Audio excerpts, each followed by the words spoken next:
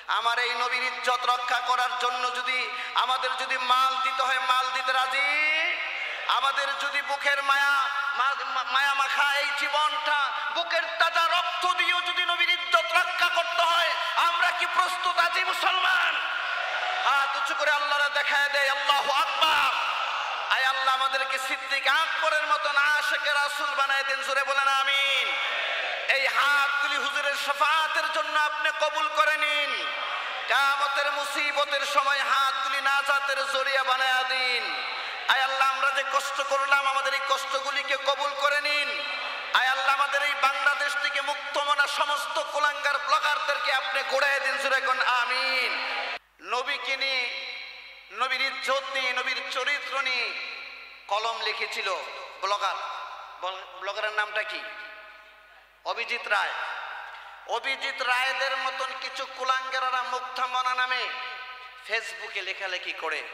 তখন যেহেতু পৃথিবীর সমস্ত উম্মতের জন্য আমাদের নবী রোহানি পিতা, কথা কথা, নবীর স্ত্রীরা আমাদের জন্য সকলের জন্য ইমানি মা, রোহানি মা, ঠিক কিনা কন?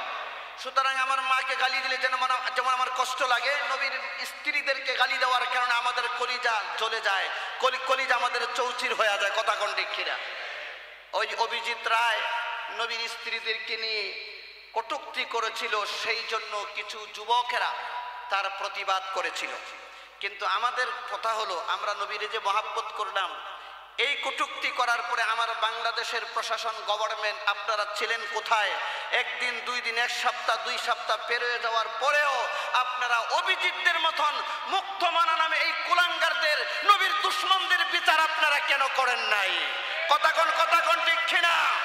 কিন্তু যখন এই আশিকে রাসূল উত্তেজিত হয়ে ওই অভিজিৎ রায়ের মতন এই কুলাঙ্গারদেরকে হত্যা করে দুনিয়ার থেকে বিদায় করে দিয়েছে, এখন আপনারা বিচার করতে আসছেন আশিকে রাসূলের। কথা কোন ঠিক কিনা? 1 নম্বর পয়েন্ট আপনারা ওভারটেক করে 2য় নম্বর পয়েন্টে আসছেন। প্রথমেই তো ভুল করেছেন আপনারা তো আপনাদের কাছে আদালত, আপনাদের কাছে আইন, কোর্ট, প্রশাসন থাকার পরে আপনাদের কাছে আমাদের আস্থা আছে, কিন্তু আস্থা রক্ষা করার পরেও আমরা আস্থা আপনাদের প্রতি থাকার পরেও এই দেশের 90% মুসলমানদের আস্থাকে রক্ষা করে কেন আপনারা 90% মুসলমানদের প্রাণের স্পন্দন জনাবে মুহাম্মদ রাসূলুল্লাহ সাল্লাল্লাহু আলাইহি ওয়াসাল্লামের ইজ্জত রক্ষা করার বিচার কেন করেন নাই? ইজ্জত রক্ষা করার বিচার দুশমনদের করেন নাই, এই দুশমনদের হত্যাকারীদের বিচার 2য় পয়েন্টে আপনাদের করার অধিকার নাই। কথা কোন ঠিক কিনা? কথাগুলি বুঝতে পারছেন? সরকারের বিরুদ্ধে বলছি নাকি? আমি কোন রাজনীতি কথা বলছি না। আমার নবীর ইজ্জত যখন নষ্ট করল তখন আপনার আদালত প্রশাসন ছিল কোথায়? সূরা আল ইমরানের 81 নং আয়াতে কারিমা, যেটা 4 নম্বর পারার প্রথম 13 নম্বর পৃষ্ঠার হেডলাইনের মধ্যে 1ম নম্বর লাইনের মধ্যে আল্লাহ রাব্বুল আলামিন বলে দিয়েছেন, লাকাদ সামিআল্লাহু কাওলাল্লাযীনা ক্বালু ইন্নাল্লাহা ফাকীরুন ওয়া নাহনু আগনিয়া সানাকতুবু। আল্লাহ তাআলা কোরআনের মধ্যে পরিষ্কার করে বলে দিয়েছেন, আমি তো শুনেছি ওই কথাগুলি। কাফের মুশরিকরা আল্লাহ এবং আল্লাহ রাসূলকে গালি দেয়। কে গালি দেয়? কাফের মুশরিকরা কাকে গালি দেয়? আল্লাহকে কে গালি দেয়? আরো জোরে কোন কে গালি দেয়? কাফের মুশরিকরা কাকে গালি দেয়? আল্লাহ এবং আল্লাহ রাসূলকে কাফের মুশরিকরা গালি দেয়। আর এটা মুসলমানেরা সহ্য করতে পারে? তা আসতে বলেন যে পারে। আরো জোরে কোন পারে? আল্লাহ এবং আল্লাহ রাসূলকে কেউ গালি দিবে কোন মুসলমান বরদাস্ত করতে পারে? হাদিসে পাকের মধ্যে আসছে, যদি কেউ আল্লাহ রাসূলকে মহব্বত করে তাহলে সে তার বিবি, বাচ্চা, মা, বাবা, স্ত্রী, গোষ্ঠী, তার দল সকলের চেয়েও নবীকে যে ভালোবাসবে সে মুমিন। আমি আমার বিবি, বাচ্চা, বাবা, মা, আমার পৃথিবীর দল মত সব কিছুর ঊর্ধ্বে আমার নবীকে আমি ভালোবাসতে পারবো। কে কে পারবো? হাত উঁচু করে আল্লাহরা দেখায় দেই। লিল্লাহি তাকবীর, লিল্লাহি তাকবীর। আল্লাহ এই হাতগুলি কোরআনের জন্য, আপনার নবীর জন্য আপনি কবুল করে নিন। আমি আপনাদের সামনে 81 নং আয়াতে কারিমে এই জন্য পড়েছি, আলোচনার পরে আমি আপনাদের উত্তরটা দিচ্ছি, আগে আয়াতের আলোচনাটা শোনায় নেই। সাহাবা ইকরামদের কোয়ালিটি আমাদের সামনে অনেকটা আছে। হযরত আবু বকর সিদ্দিক রাদিয়াল্লাহু তাআলা আনহুকে তো আপনারা চিনেন, কথা বলেন না, শুনেছেন ওনার কথা? সমস্ত পৃথিবীর নবীদের পরে এই উম্মতের মধ্যে সবচাইতে যিনি মর্যাদাবান, তার তেনার নাম কি? আরো জোরে বলতে হবে। আরে মুসলমানদের আইডল কে হবে সেটাই তো আজকে মুসলমানের সন্তানরা জানে না, কথা বলেন ঠিক কিনা? আর আমাদের তো আজকে আইডল হবে সিদ্দিক আকবর রাদিয়াল্লাহু তাআলা আনহু, সাহাবায়ে কেরামের মতন হযরত আব্দুল্লাহ ইবনে হুযাফা হবে আমাদের আইডল, কথা বলেন ঠিক কিনা? মুসলমানের যুবকরা না বুঝার কারণে পাগল ছাগল আর পাগলদেরকে আইডল বানায় বসে থাকে, কথা কোন ঠিক কিনা? হযরত আবু বকর সিদ্দিক রাদিয়াল্লাহু তাআলা আনহু সাহাবায়ে কেরামের ভিতরে নরম দিলের মানুষ ছিলেন। তার চাইতে যিনি বেশি নরম দিল তিনি হলেন উসমান গনি রাদিয়াল্লাহু তাআলা। কিন্তু আল্লাহ রাসূল সাল্লাল্লাহু আলাইহি সাল্লাম যাকে বেশি ভালোবাসতেন তিনার নাম কি? হযরতে আবু বকর সিদ্দিক রাদিয়াল্লাহু তাআলা আনহু, যিনাকে আল্লাহ তাআলা স্বয়ং আরশে আজিম থেকে এই সিদ্দিক শব্দটা আল্লাহর পক্ষ থেকে উপাধি দিয়েছেন, সুবহানাল্লাহ। এই আবু বকর রাদিয়াল্লাহু তাআলা আনহু নরম দিলের মানুষ, জীবনে কাউকে ঘুষি দিছে, জীবনে কাউকে থাপ্পড় দিছে, জীবনে কার সঙ্গে ঝগড়া করছে এরকম কোনো ইতিহাস নেই। কিন্তু সূরা আলে ইমরানের 81 আয়াতে কারিমা তার রেকর্ডকে ভঙ্গ করে দিয়ে গোটা বিশ্ববাসীকে জানিয়ে দিয়েছেন, মুসলমানদেরকে, আল্লাহ আর আল্লাহ রাসূলকে কেউ যদি গালি দেয়, আবু বকরের মতন সহনশীল লোক যেমন ধৈর্য ধরতে পারে না, ঠিক মুসলমান যে দাবি করবে নবীর শাফাআতের যে আশা করবে, সে আবু বকরের মতন কাফেরদেরকে ধরে ধরে কচুকাটা করতে হবে, কথা বলেন ঠিক কিনা? আবু বকর রাদিয়াল্লাহু তাআলা আনহু এই আয়াত যখন নাজিল হয়ে গেল, কোরআনুল কারীমের কয়েক জায়গায় আয়াত নাজিল হয়েছে, মান যাল্লাযী ইউকরিদুল্লাহ কারদান হাসানা, মান যাল্লাযী ইউকরিদুল্লাহ কারদান হাসানা 2 নম্বর পারায় নাজিল হয়েছে, 28 নং পারাতে নাজিল হয়েছে। সূরা হাদীদের ভিতরে বিভিন্ন জায়গায় এই আয়াতগুলি নাজিল হওয়ার পরে ইহুদিদের ভিতরে সমালোচনা করতে লাগলো। এতদিন যাবত একটা পর্যায় ছিল, এখন বুঝতে পেরেছি মুহাম্মদ ফকির আর মুহাম্মদের খোদা আল্লাহ, আল্লাহ ফকির, জোরে কোন নাউযুবিল্লাহ। আল্লাহ তাআলা ফকির আর জোরে কোন। আল্লাহ তাআলা কোরআনে বলছেন এই পৃথিবী কার? আর জোরে কোন। এই আকাশ আর জমিন কে সৃষ্টি করেছেন? যিনি সৃষ্টি করেছেন তিনি তো গণী, তিনি কি? এই কথা বলার আর কি রাখে না, অবকাশ রাখে না। এটা কানার বাইজে অন্ধ, সেও জানে। আল্লাহর নবীর উপরে যখন এই আয়াত নাজিল হলো, ইহুদিরা সমালোচনা করতে লাগলো। ইহুদিদের পণ্ডিত, তাওরাতের আলেম, বড় একজন বনি ইসরাইলের আলেম ফিনহাস নামে একজন বড় আলেম, তাওরাতের বনি ইসরাইলের একজন আলেম। আবু বকর রাদিয়াল্লাহু তাআলা আনহু রাস্তা দিয়ে হাঁটতেছে, দেখে কতগুলো ইহুদি ফিনহাসের বাড়িতে বসা। আবু বকর রাদিয়াল্লাহু তাআলা আনহুকে দেখে তারা বিভিন্ন ধরনের নবীজির সমালোচনা করতে লাগলো। নবীজির প্রশংসায় গোটা কোরআন ভরা, আর সেই নবীজির সমালোচনা করতেছে ইহুদিরা।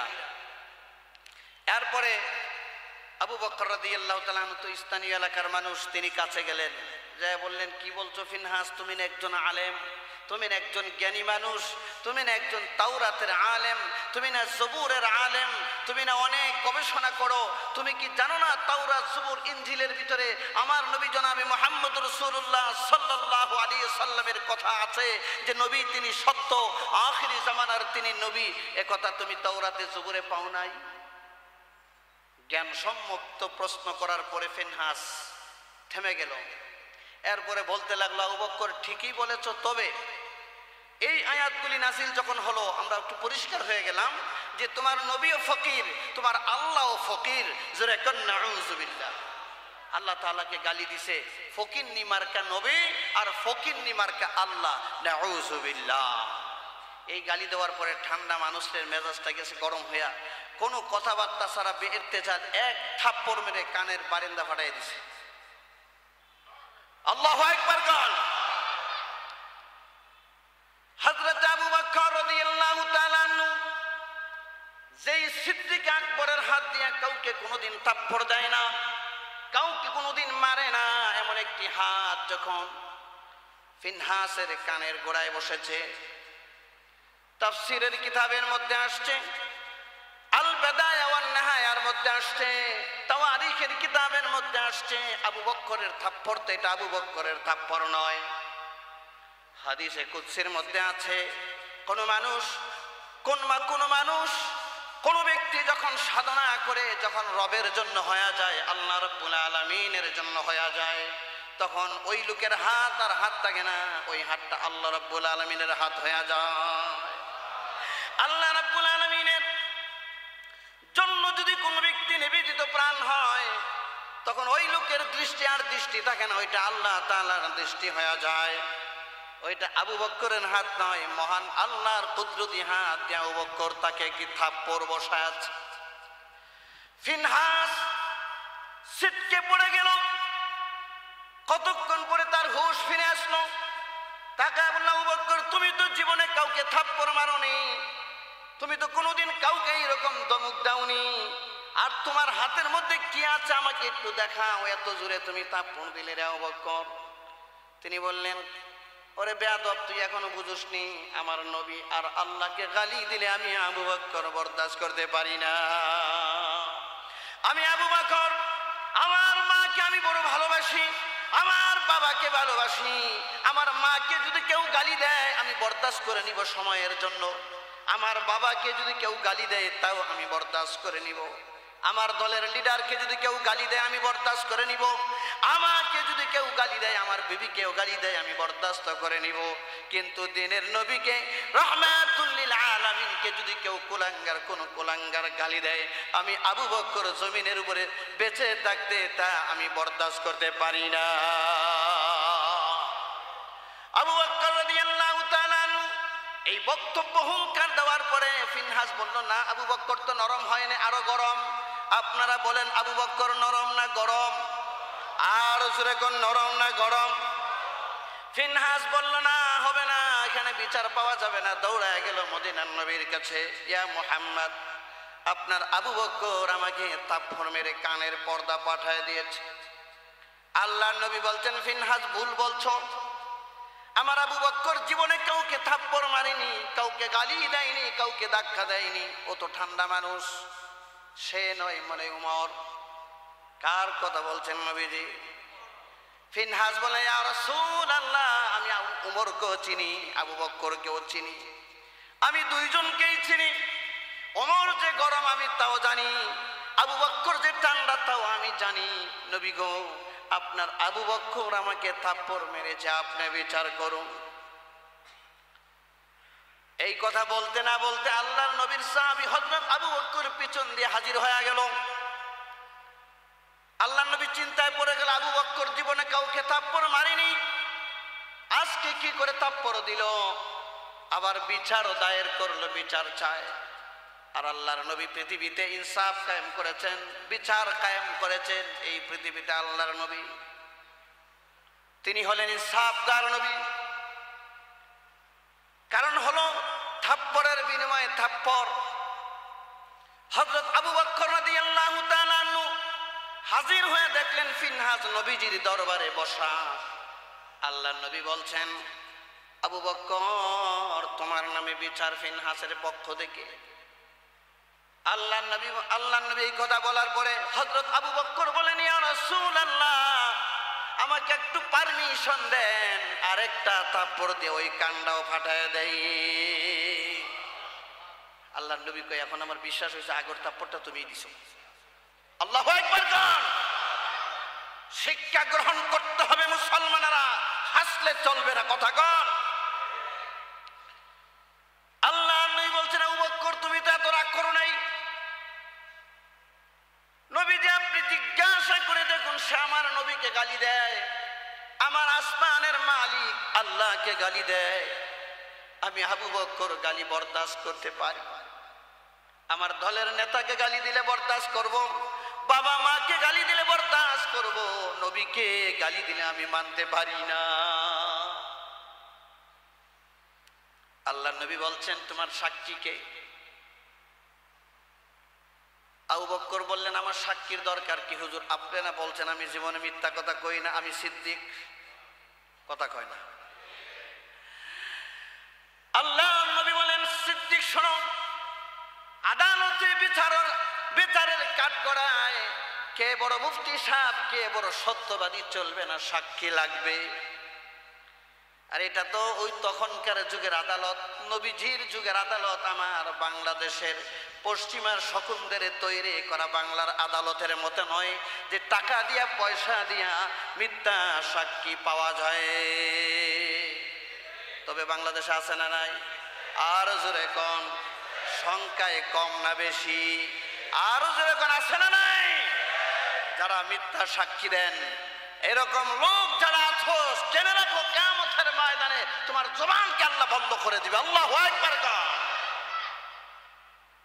যেই জবানটা সাক্ষী দিছিলা একজন আলেমের বিরুদ্ধে, একজন মানুষের বিরুদ্ধে, ওই দিন জবানটা বন্ধ হয়ে যাবে। হযরত আবু বকর বলেন, ইয়া রাসূলুল্লাহ আমি না সিদ্দিক। রাসূল বললেন, সিদ্দিক দিয়ে বিচার চলে না, সাক্ষী কায়েম করো, সাদাকাত দিয়া চলবে না। दुनिया की सदाकत में तेरा नाम रहेगा, दुनिया की सदाकत में तेरा। सिद्दीक শোনো, সাদাকত দিয়া, সিদ্দিক দিয়া তোমার বিচার হবে না তুমি যদি সাক্ষী কায়েম করতে না পারো। আমি সকল সাহাবীদের সামনে তোমাকে এই ইহুদি থাপ্পড় মারার জন্য আমি পারমিশন দেয়া দিব রে। হযরত আবু বকর রাদিয়াল্লাহু তাআলা আনহু, তেনার কলিজার ভিতরে ভয় নাই, তেনার কলিজার ভিতরে আল্লাহ এবং আল্লাহ রাসূলের মহব্বত দিয়ে ভরপুর। জোরে কোন সুবহানাল্লাহ। যেই সেনার ভিতরে, যেই কলিজার ভিতরে আল্লাহর নবীর ভালোবাসা আছে, ওই কলিজাওয়ালাকে কবরওয়ালাও জিজ্ঞাসা করতে ভয় পাবে। কথা কোন ঠিক কিনা? কারণ কবরের মধ্যে যখন রাখা হবে, নবীজির ছবিটা আপনার সামনে ধারণ করা হবে, আপনার কলিজার ভিতরে যদি নবীজির মহব্বত থাকে, আপনি বলবেন তিনি হলেন আমার নবী, লা ইলাহা ইল্লাল্লাহ মুহাম্মাদুর রাসূলুল্লাহ। ফেরেশতারা কবে এটা তো নবীর উম্মত। আল্লাহু আকবার কোন। এইভাবে আবু বকর রাদিয়াল্লাহু তাআলা আনহুর কোনো ভয় নাই। হুজুর আপনি বিচার শুরু করে দেন। সাহাবায়ে কেরাম বসা, সাহাবায়ে কেরাম কাঁদতেছে। আয় হায়, আবু বকর তো কোনোদিন এইরকম বিচারের সম্মুখীন হয় নাই। আবু বকর একটা ইহুদির হাতে থাপ্পড় খাবে, ইহুদি মনে মনে খুশি, ইহুদি মনে মনে খুশি যে আবু বকরকে মিথ্যা একটা থাপ্পড় আজকে দেব।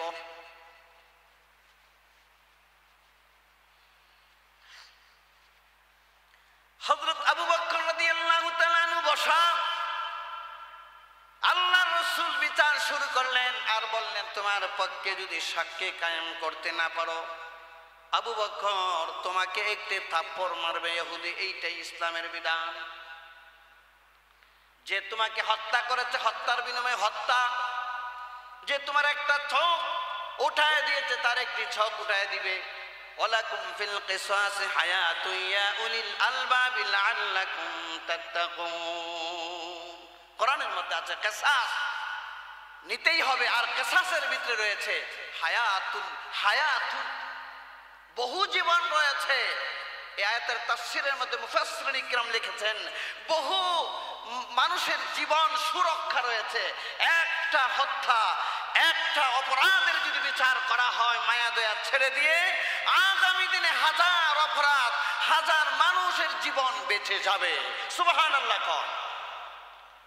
এই আয়াতের তাফসীর করেছেন হায়াতুন, বহু হায়াত বেঁচে যাবে, বহু মানুষ বেঁচে যাবে। আবু বকর রাদিয়াল্লাহু তাআলা আনহু থাপ্পড় মারার জন্য নবীজি সিদ্ধান্ত দিয়া দিবেন।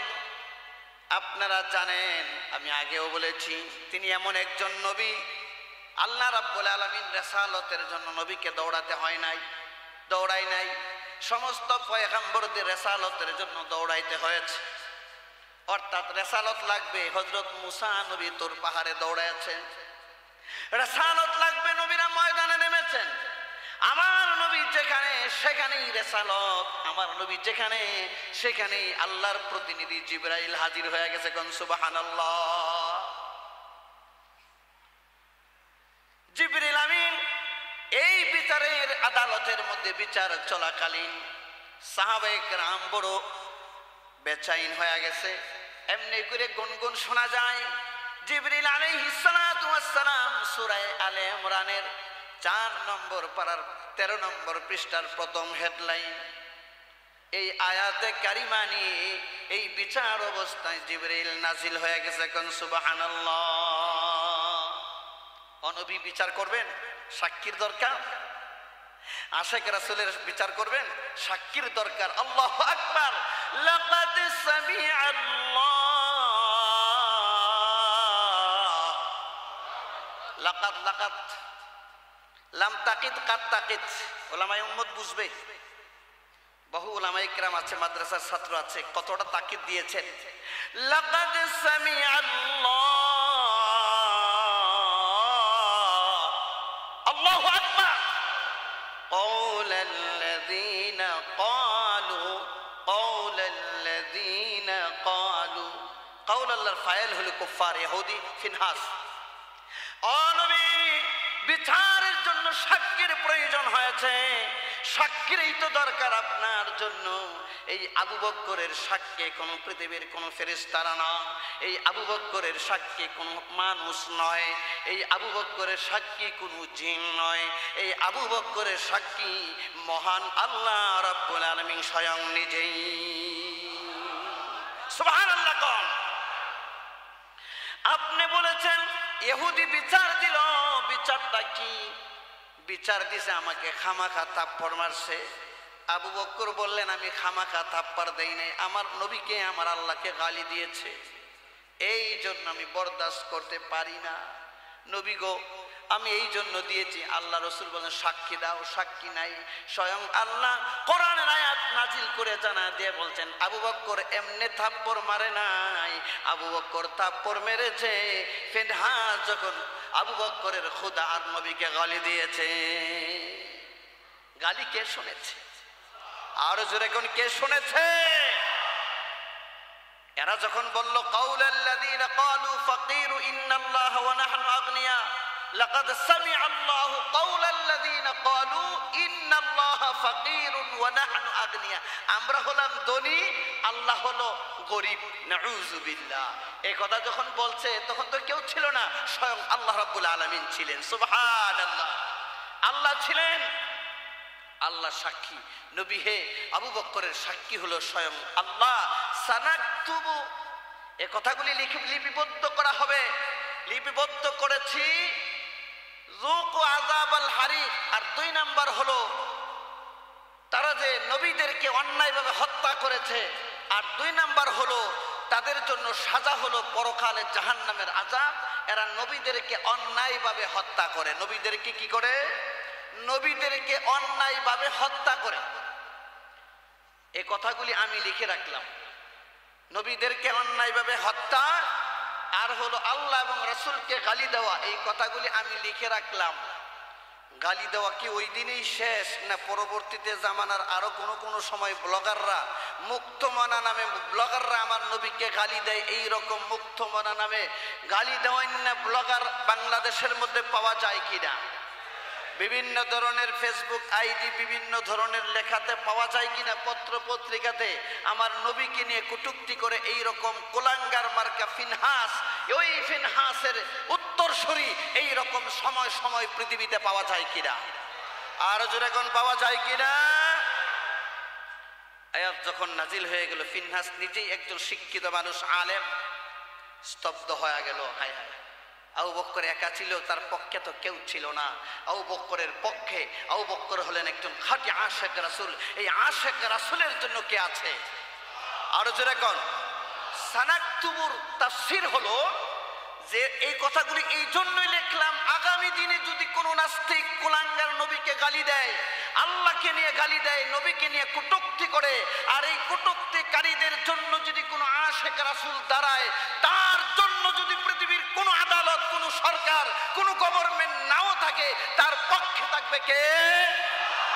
আর জোরে কোন কে? আল্লাহ থাকবে।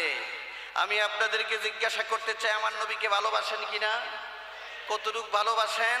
আমার এই নবীর ইজ্জত রক্ষা করার জন্য যদি আমাদের যদি মাল দিতে হয় মাল দিতে রাজি, আমাদের যদি বুকের মায়া মাখা এই জীবনটা বুকের তাজা রক্ত দিয়েও যদি নবীর ইজ্জত রক্ষা করতে হয় আমরা কি প্রস্তুত আছি মুসলমান? হাত উঁচু করে আল্লাহরা দেখায় দেয় আল্লাহু আকবার। আয় আল্লাহ আমাদেরকে সিদ্দিক আকবরের মতন আশিকে রাসূল বানায় দেন, জোরে বলেন আমিন। এই হাতগুলি হুজুরের শাফাআতের জন্য আপনি কবুল করে নিন। কিয়ামতের মুসিবতের সময় হাতগুলি নাজাতের জরিয়া বানায়া দিন। আয় আল্লাহ আমরা যে কষ্ট করলাম আমাদের এই কষ্টগুলিকে কবুল করে নিন। আয় আল্লাহ আমাদের এই বাংলাদেশ থেকে মুক্তমনা সমস্ত কুলাঙ্গার ব্লগারদেরকে আপনি গোড়ায় দিন, জোরে কোন আমিন। আপনাদের হাতগুলি নামান। মোহতারাম হাজিরিন, গত সপ্তাহে আমাদের বাংলাদেশের কোর্টে কয়েকজন নবীর আশিকের বিচারের একটি ফয়সালা হয়েছে। আপনারা পত্র পত্রিকায় দেখেছেন, সোশ্যাল মিডিয়ায় এসেছে আমাদের সামনে, ঠিক কিনা কর? আমরা সরকারের প্রতি, বাংলাদেশের গভর্নমেন্টের প্রতি শ্রদ্ধাশীল, এদেশের কোর্টের আদালতের প্রতি আমরা শ্রদ্ধাশীল, আইনকে আমরা সম্মান করি। কথা বলেন, কথা বলেন, কথা বলতে হবে মুসলমানের। আইনকে আমরা শ্রদ্ধা করি, কথা কোন ঠিক কিনা?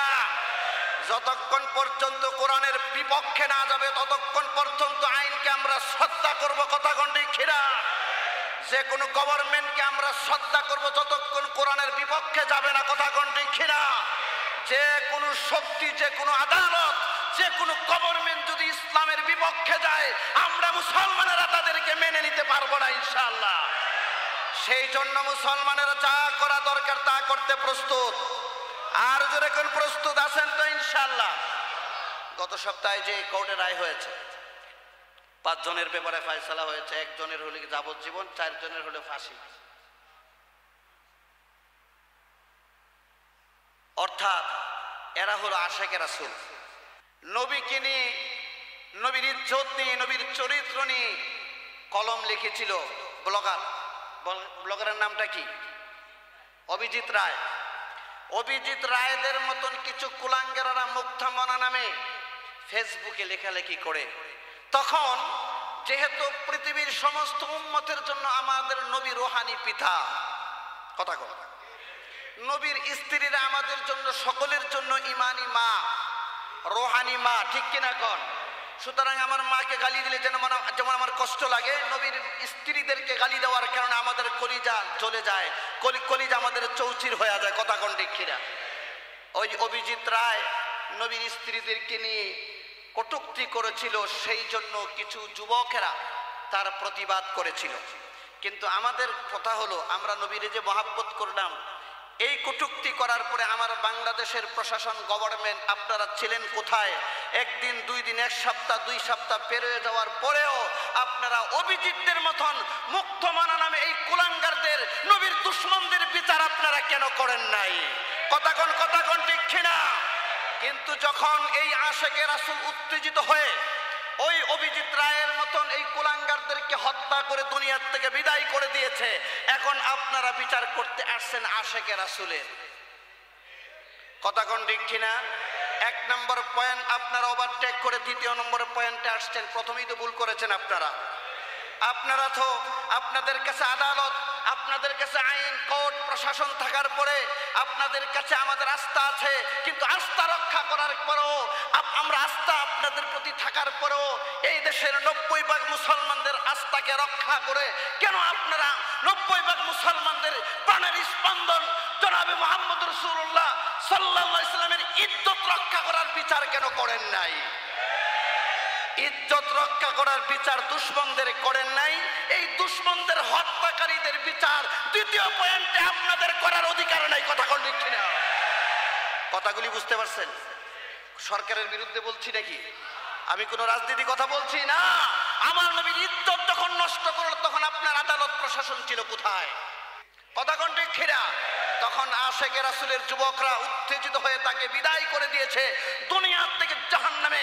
কারণ সিদ্দিক আকবর বলছেন, ইয়া রাসূলুল্লাহ, যে আল্লাহ এবং আল্লাহর রাসূলকে গালি দেয় এই পৃথিবীতে থাকার তার অধিকার নাই। সুতরাং আগামী দিনেও কিয়ামত পর্যন্ত আশিক রাসূলদের একটাই দাবি, মুক্ত মনে নামে যদি আল্লাহ রাসূলের ইজ্জত নিয়ে কেউ যদি খেলে, তাহলে এই সমস্ত কুলাঙ্গারদের এই পবিত্র জমিনে থাকার অধিকার নাই। এখন আসুন, আমরা আপনাদের প্রতি শ্রদ্ধাশীল, আস্থা রাখি। আপনারা বিচার করেছেন, রায় দিয়েছে, রায়কে আমরা বিচার হাতে নিতে পারি না, আমরা জনগণ। কথা কোন ঠিক কিনা? কিন্তু আমরা মুসলমান, নবীকে মহব্বত করে আমাদের আবেগটা রাখবো কোথায়? সুতরাং আজকের এই মিনার টিভি ক্যামেরা আছে, এখানে ক্যামেরার মাধ্যমে ইউটিউবে বয়ানটা আসবে। আপনারা এখানে যারা দেখতেছেন, আমাদের গভর্নমেন্টের কাছে আমাদের দাবি হলো অত্যন্ত বিনয়ের সাথে দেশের যে আইন, এটি মানুষের তৈরি আইন, এই আইনের ফাঁক ফোকর দিয়ে আপনারা অনেক অপরাধীদেরকে ছাড় দিয়ে দেন। কথা কোন ঠিক কিনা? জেনারেল আজিজের, এই যে সেনাপ্রধান আজিজের আত্মীয়কে আপনারা ছাড় দিয়েছেন, এরকম বহু আসামি অপরাধীদেরকে আপনারা ছাড় দেন। আইনের অনেক ফাঁক ফোকর আপনাদের কাছে আছে। সুতরাং আজকে এই সাভারের এই স্ট্যান্ডের নিকটস্থ কেন্দ্রীয় মাতৃবাগান জামে মসজিদের হাজার হাজার মুসল্লিদের ইমানের দাবি, শাফাআতের দাবি, আল্লাহর নবীর ইজ্জতের পক্ষ থেকে আমাদের দাবি হলো এই সমস্ত যেই কুলাঙ্গারদেরকে হত্যা করার কারণে যাদের বিরুদ্ধে আপনারা ফাঁসির রায় কোর্টে দিয়েছে, মাননীয় প্রধানমন্ত্রী সহ আদালত আপনারা পুনর্বিবেচনা করে তাদেরকে ফাঁসি আপনারা মওকুফ করেন। কথা কোন ঠিক কিনা? আপনাদের রায়ের বিরুদ্ধে কথা বলছি না, রায় দিয়েছেন, রায়ের প্রতি শ্রদ্ধা রেখে বলছি, আপনারা রাসূলুল্লাহর ইজ্জতের প্রতি লক্ষ্য করে মুসলমানদের 250 কোটি মুসলমানদের হৃদয়ের প্রতি লক্ষ্য করে, যেহেতু আপনি প্রধানমন্ত্রী, এদেশের আদালতে যারা আছেন মুসলমান, আপনাদেরও শাফাআতের দরকার আছে। সেই শাফাআতের আশায় আপনারা পুনর্বিবেচনা করে মেহেরবানি করে এদের সাজাকে মওকুফ করে আপনি ওই নীতি তৈরি করুন, আগামী দিনের জন্য এদেশে 90% মুসলমানদের হৃদয়ে যেন নবীর ইজ্জতের আঘাত করে মুসলমানদেরকে যেন কষ্ট না দেয়, সেই আইন প্রণয়ন করুন। কথা কোন ঠিক কিনা? এই ফাঁসির আইন যেন মওকুফ করে, এইটা আমাদের দলীয় দাবি নয়, নবীর উম্মতের শাফাআতের দাবি। যারা যারা শাফাআতের আশা করেন, যারা নবীকে মহব্বত করেন, যার কলিজার ভিতরে যাররা পরিমাণ ঈমান আছে, তিনারাই আজকে হাত উঁচু করে আরেকবার আল্লাহর দেখায় দেন যে নবীর ইজ্জতের খাতিরে আপনারা ওই রায়কে আপনারা পুনর্বিবেচনা করে মওকুফ করুন এবং এদেরকে আপনি ছেড়ে দেন। আগামী দিন নবীর ইজ্জত নিয়ে যদি কেউ কথা বলে, তার সর্বোচ্চ সাজা মৃত্যুদণ্ড আইন বাংলাদেশের গভর্নমেন্টে পাস করেন, এইটা আমাদের ঈমানের দাবি। কথা কোন ঠিক কিনা? আল্লাহ তাআলা আমাদের সকলকে তৌফিক দান করুক।